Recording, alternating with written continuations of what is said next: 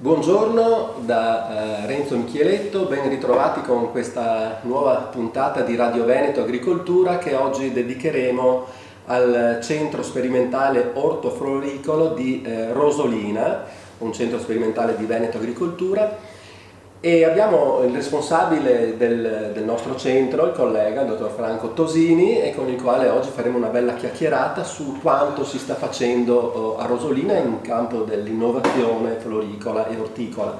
Ricordiamo che quest'anno ricorrono anche i 30 anni di attività del centro. Cosa si sta facendo a Rosolina di interessante?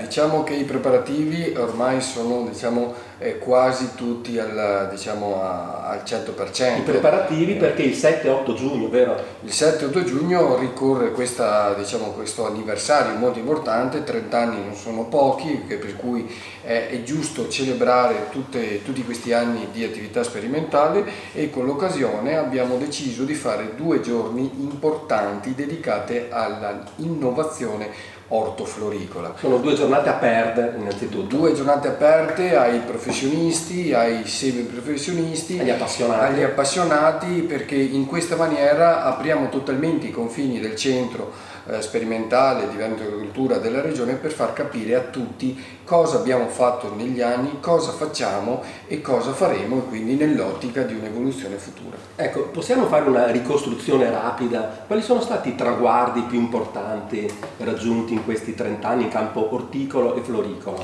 I campi sono importanti, sono diversi.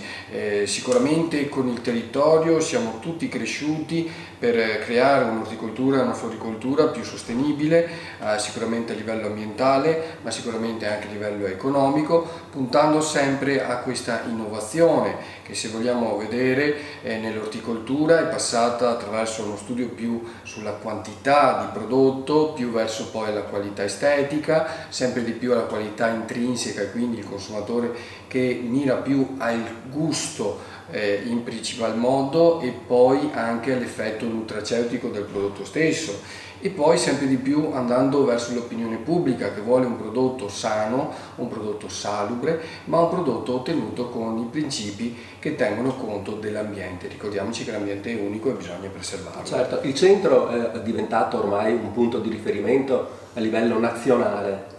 Però le produzioni, la ricerca che si sta portando avanti riguarda in particolare i prodotti della nostra agricoltura regionale veneta. Sì, il Veneto, il Po di Tramontana ha sempre cercato di dare un occhio di riguardo ai produttori ortofloricoli veneti, sicuramente, quindi puntando a quei prodotti importanti non solamente come numeri, ma anche come cultura, come storicità. E quindi di cosa stiamo parlando in concreto? Parliamo dei radicchi, sicuramente i radicchi veneti, fiore all'occhiello della regione, parliamo di quei prodotti magari minori, l'aglio bianco polesano, parliamo del carciofio violetto veneto, parliamo dell'asparago bianco nelle diverse connotazioni territoriali con DOC, DOP e IGP, parliamo di quei prodotti che sono una certezza della regione Veneto. E per quando si parla di radicchi si intende a 360 gradi, quindi da quello di Chioggia ovviamente, a quello di Treviso, il tardivo, il precoce, il Verona, tutti quei prodotti che hanno una connotazione territoriale con una storia. Portiamo un esempio di concreto, cos'è esattamente che è stato fatto sul radicchio? Sul radicchio sono molteplici le cose, però con il territorio, con i produttori abbiamo sempre lavorato a fianco per le selezioni massali, per andare a determinare una qualità estetica migliore sicuramente, quindi un prodotto di una certa qualità che rispetta le caratteristiche, vedesi il radicchio rosso di Chioggia IGP, con una colorazione intensa, una nervatura bianca che stacca, un aumento del calendario di produzione, una tecnica di coltivazione che permetta per l'appunto a ridurre gli input chimici, una post raccolta e quindi una frigoconservazione migliore con minor scarto, quindi tutti quelle obiettivi, se vogliamo, che possano permettere al produttore di lavorare meglio e poi di mantenere qualche soldino in più in tasca. Certo, ascolta Franco, ricordiamo che stiamo chiacchierando con il dottor Franco Tosini, che è il responsabile del centro sperimentale ortofloricolo di Rosolina. Si è lavorato molto anche sui materiali, vero? Materiali inteso come materiali tipo biodegradabili utilizzati per la pacciamatura, anche in questo caso attraverso ditte che vanno a produrre il materiale stesso e sempre con i produttori abbiamo cercato di testare questi materiali pacciamanti biodegradabili con il testimone che è il polietilene, che sappiamo è un prodotto che viene utilizzato ma poi deve essere eliminato come rifiuto speciale con costi. La pacciamatura biodegradabile invece è un materiale che una volta steso, una volta raccolto il mio prodotto, lo posso fresare, lo posso interrare perché è totalmente biodegradabile. Il 7 e 8 giugno, celebrazioni quindi per il trentennale del centro, chi verrà a Rosolina potrà vedere tutte queste cose, perché si potrà vedere le prove sperimentali in campo anche, no? Diciamo che non solo le prove sperimentali in campo, in serra, in ombraio, parlando di orticole e floricole, sono... Scusami Franco, specifichiamo un po' meglio, ombraio, in serra, sì, allora, perché non è proprio addentro a queste cose. Hai ragione Renzo, allora per le colture orticole partiamo dalle serre, abbiamo delle coltivazioni di pomodoro, cuori di bue, tipologia che è conosciuta come quella che ha una leggera costellatura, un fianco stretto e più appanciuta, ci sono circa una ventina di varietà da vedere, c'è una prova di portinnesti di cuori di bue, quindi un'unica varietà innestata su 20 piedi resistenti e tolleranti alle principali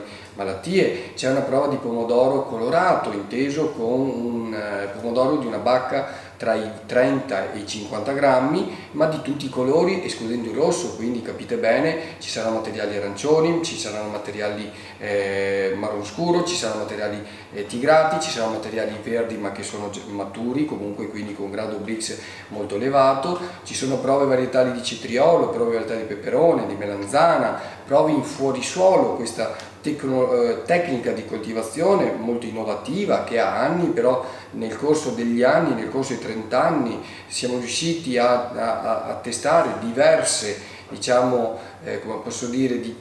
processi di coltivazione tecniche per affinare sempre meglio questa tecnica di coltivazione. Ci sono prove varietali di calibracoe, ma a mio modo di vedere la ciliegina sulla torta sono le prove dinamiche in campo. Ovvero? Sono prove di attrezzature, quindi avremo dei trattori su cui verranno accoppiate delle macchine pacciamatrici, macchine baulatrici, trapiantatrici, ci sarà un cantiere, in totale sono oltre 20 cantieri, ci sarà un cantiere con la guida satellitare, una guida autonoma, ci sono 2 agevolatrici che agevolano la raccolta di aspargo e di zucchine con delle macchine elettriche, quindi siamo già rivolti in un certo senso al futuro, quindi guida autonoma, se facciamo un'associazione con le auto, e di guida con macchine ibride / elettriche, sempre perché l'ambiente bisogna preservarlo. Quindi il 7-8 giugno a Rosolina sarà uno spettacolo vero e proprio per gli appassionati e per chi ci lavora, per chi si occupa di queste cose, quindi un sacco di prove guidate tra l'altro alle prove tecniche in campo, in serra e quant'altro. Ricordiamo però che ci sarà uno spazio attrezzato con 50 espositori, 13 ditte specializzate che proporranno il loro materiale, e quindi cos'altro si può vedere?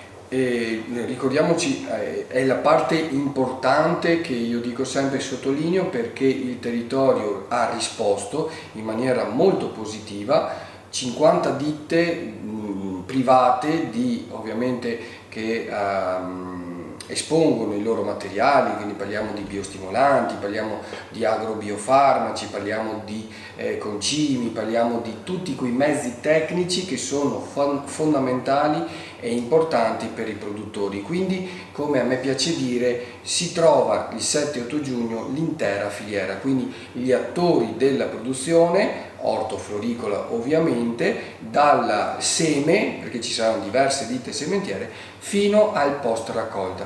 Quindi 1 o 2 giorni sicuramente intensa, Io spero che i produttori, i tecnici, gli appassionati, i professionisti accorrino, tempo permettendo, perché abbiamo controllato tutto, ma il tempo non si può, quello non si può, e a me piacerebbe, assieme al direttore, farlo diventare un appuntamento importante e fisso, che si potrebbe, sempre con il territorio, l'aiuto dei produttori, organizzare ogni 2 anni. Ecco, da che ora a che ora il 7-8 giugno? Il 7-8 giugno inizierà alle ore 9 con l'apertura e la registrazione, che è obbligatoria sia online sul nostro sito che eventualmente al momento dell'apertura.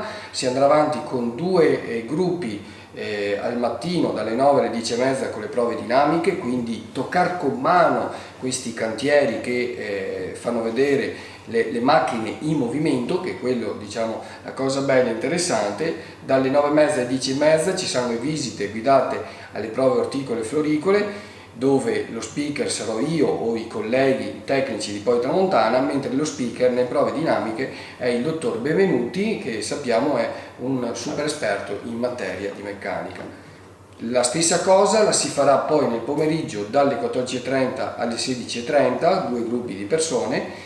E un'altra cosa, una chicca molto importante, sono 2 convegni che si stanno, diciamo, definendo le ultime cose, il 7 e l'8 giugno. Il 7 l'innovazione per l'ortofloricoltura, quindi è una fase, se vogliamo Renzo, celebrativa nella prima parte, perché è giusto che sia così, ma poi anche l'evoluzione in ortofloricoltura, cosa ci sono stati in questi 30 anni che ha caratterizzato il lavoro di Podi Tramontana. Il giorno successivo invece, sempre dalle 11 all'1, quindi al centro della giornata, ci sarà l'altro convegno, a mio modo di vedere, importante. Speriamo che anche le persone che vengono diciamo, la pensano come me. Ci sarà la presentazione di un servizio, perché ricordiamoci che sperimentazione vuol dire dati, vuol dire formare e informare il territorio, ma anche il servizio è importante. E sarà la presentazione assieme ai colleghi del servizio fitosanitario regionale,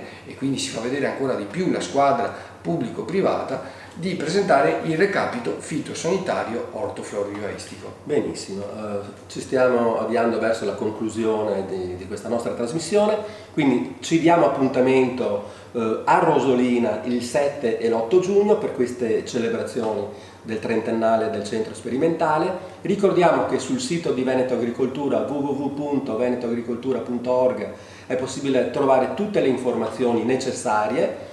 Ricordiamo anche che sul canale YouTube sono presenti numerosi video che Franco e anche i suoi collaboratori, o meglio le collaboratrici, no? Realizzano. Sono veramente molto carini, molto belli, brevi, 1 minuto e mezzo, 2 minuti, che ci mostra proprio cosa si sta facendo a Podi Tramontana. Quindi andate a vedere anche sul canale YouTube questi brevi video.